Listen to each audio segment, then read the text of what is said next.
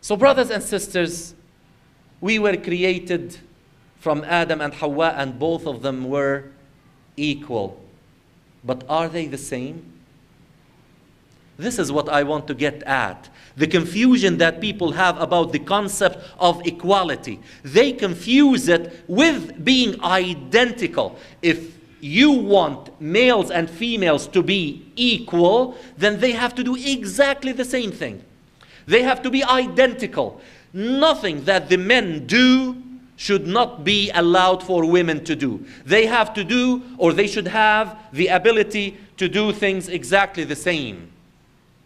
So this is the confusion between equality and identity. The premise is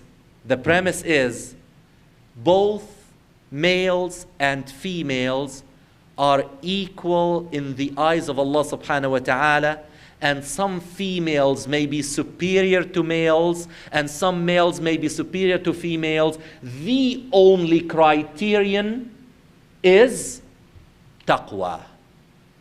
Taqwa is the only criterion for both males and females.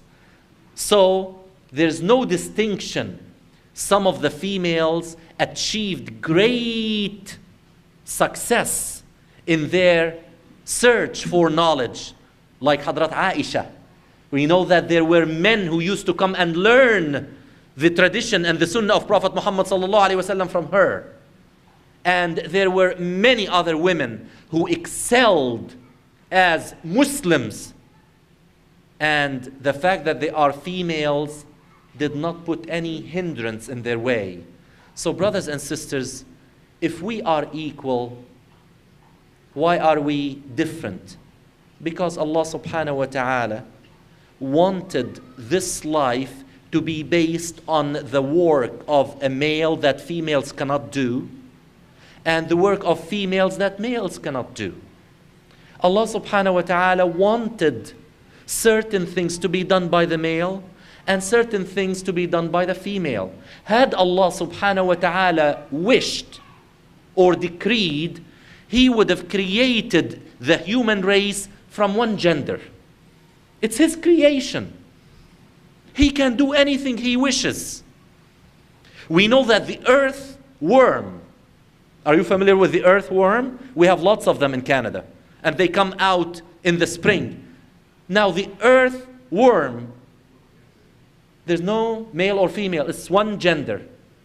So when Allah subhanahu wa ta'ala creates a system, we know that the general rule that all of His creation, whether plants, whether animals, whether humans, it's that وَخَلَقْنَاكُمْ أَزْوَاجًا. All things, animals, plants, humans, males, females. But Allah subhanahu wa ta'ala is not controlled by His rules. He creates the rules.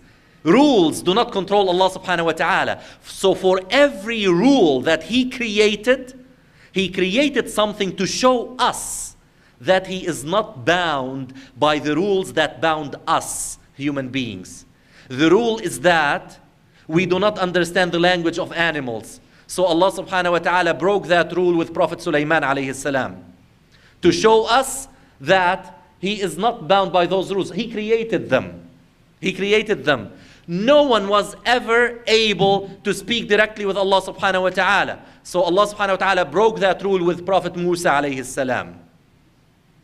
No one can go away from the rules of Allah subhanahu wa ta'ala, but Allah subhanahu wa ta'ala shows us that these rules are His own making. Therefore, we find that there is something for males to do and something for females to do. But today, they are saying that no, we've got to be able to establish that equality, to do anything and everything that whether males or females do. And we say to that, it is impossible. It is impossible. And not only that, it is unacceptable.